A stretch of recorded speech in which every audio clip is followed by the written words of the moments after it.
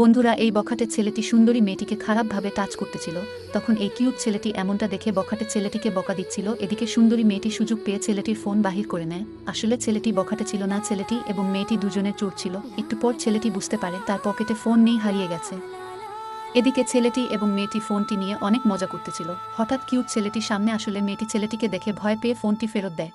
পরের দিন মেয়েটি এবং ছেলেটি অন্য একটি ছেলের মানিব্যাগ চুরি করতেছিল। হঠাৎ কিউট ছেলেটিকে দেখে মেয়েটি পালিয়ে গেলে ছেলেটি বলে, তোমার মানিব্যাগ পেয়ে যাবে। একটু পরে এই ছেলেটি ফোনটি রেখে পানি খেলে মেয়েটি ফোনটি চুরি করে নেয়। তারপর একদিন মেয়েটি যা দেখলেও তা দেখলে আপনিও অবাক হবেন। তার আগে আপনাকে যদি বলা হয় একদিকে বাবা মা একদিকে গার্লফ্রেন্ড, তো আপনি কাকে বেছে নেবেন?